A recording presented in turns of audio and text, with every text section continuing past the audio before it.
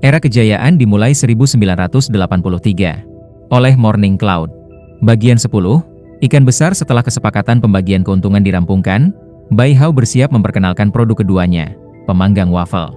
Ia berkata kepada Jeff Haas, "Masih ada satu barang lagi di kamarku yang mungkin layak kamu keluarkan uang untuk berbagi patennya. Bagaimana kalau kita lihat setelah makan?" "Tentu saja. Aku sudah menantikannya sejak tadi malam."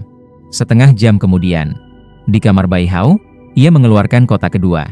"Ini alat pemanggang wafel untuk rumah tangga, juga multifungsi," jelas Bai Hao. "Tapi saat saya memproduksinya, ada keterbatasan. Saya tidak punya cukup komponen elektronik untuk memberikan kontrol yang lebih baik. Jadi saya buat sederhana. Tapi saya yakin ini lebih cocok untuk ibu rumah tangga di Amerika." Sebelum ia melakukan perjalanan lintas waktu, pemanggang wafel umumnya sudah memakai kontrol mikrokomputer. Tapi alat ini hanya memiliki 8 knop kecil yang tidak bisa diputar langsung dengan tangan. Harus memakai gagang khusus. Pengaturannya memang rumit, tapi Bai Hao punya alasannya. Saat digunakan, suhu bisa mencapai 280 derajat Celcius. Di Amerika, tiap tahun ada puluhan ribu kasus anak kecil yang terluka karena oven. Ini pengaman. Tanpa gagang ini, anak-anak tak bisa memutar kontrol. Begitu tutup-ditutup, panas tidak keluar, anak-anak tidak akan terbakar. Sebenarnya desain itu lebih karena keterbatasan teknologi dan kekurangan bahan. Tapi Bai Hao tetap mengklaim itu sebagai fitur keamanan. Jeff Haas, meskipun bukan koki, mengikuti resep yang semuanya diukur dengan gram. Ia menuangkan adonan ke dalam pemanggang, dan hanya dalam beberapa menit, wafel pun matang.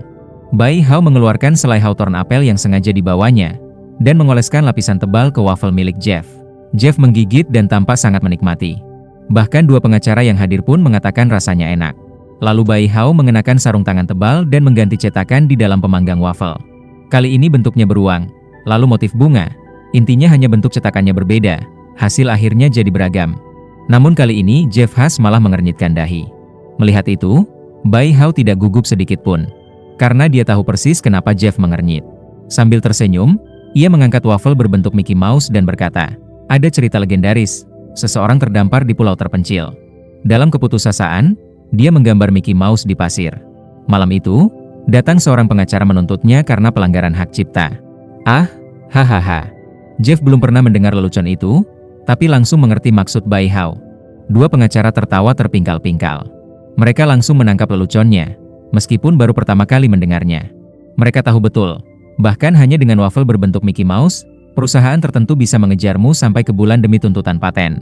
Setelah tertawa, Jeff bertanya, "Paten yang ini juga akan kamu jual?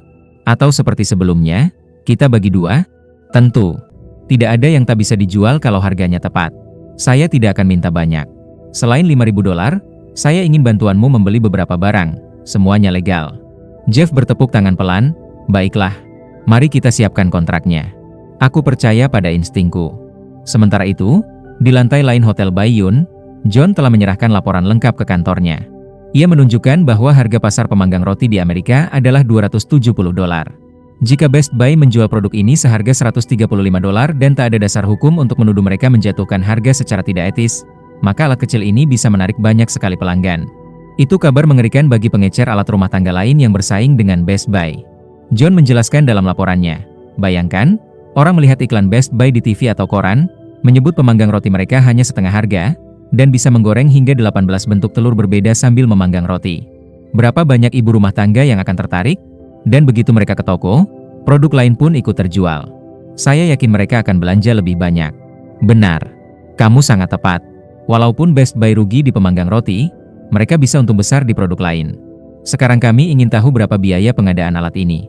Mungkin kamu bisa coba tarik pria dari Sia itu untuk bergabung dengan Forensic?" John berpikir sejenak. "Dari yang saya dengar, Jeff dari Best Buy memberi pria muda dari Sia itu cek $5.000, mungkin sebagai bonus pengadaan."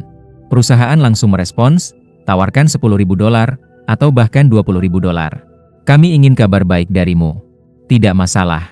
Saya akan urus ini." Dengan restu dari perusahaan, John memutuskan sudah waktunya bicara langsung dengan Bai Hao. Dia sudah tahu kamar mana yang ditempati Bai Hao. Ia pergi ke sana dan mendengar tawa dan suara ramai dari dalam. Bukan hanya Bai Hao dan Jeff, ada orang lain juga. Tapi John sabar. Ia menunggu. Ia menunggu hingga Bai Hao selesai mengisi semua formulir, menandatangani semua dokumen, lalu bersama Jeff mengantar dua pengacara naik taksi menuju Hong Kong. Jeff berkata kepada Bai Hao, "Aku sangat senang, tapi juga sangat lelah. Aku akan batalkan acara resmi besok dengan pemerintah Xia. Sekarang yang paling aku butuhkan adalah mandi dan tidur nyenyak. Aku mau cari makan dulu. Kamu tahu kan, tadi siang aku cuma makan 1 potong sandwich. Kalau begitu, kita ketemu di bar malam ini. Jam 10? Tidak masalah. Jam 10. Setelah sepakat, mereka pun berpisah. Bai Hao berjalan sendirian ke arah restoran. Saat ia sampai di pintu masuk, John melangkah menghadangnya. "Halo, anak muda berbakat. Boleh saya minta saran tentang bagaimana memilih hidangan khas Xia terbaik di restoran ini?" "Tentu. Saya akan senang jadi pemandu kulinermu. Dian Cheng, kamu harus coba belut. Tapi kamu mungkin akan gugup. Tidak semua orang bisa menerima hidangan ini. Lalu tumis kerang wajib dicoba, dan ceker angsa. Saya suka, dan saya yakin kamu juga akan suka." John tersenyum. "Saya bisa lihat, kamu pencinta makanan. Kamu pilih menu, aku yang bayar.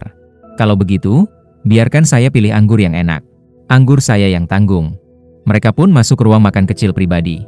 Bai Hao memesan 4 lauk dan 1 sup, ditambah sebotol anggur. Setelah pelayan keluar, John menyerahkan kartu nama padanya. Bai Hao melirik kartu itu dan berkerut sedikit, hanya pura-pura. Dalam hatinya, ia sangat senang. Ia dan Jeff sudah menganalisis berbagai kemungkinan, dan yang paling kecil kemungkinannya adalah John sendiri datang mendekat lebih dulu.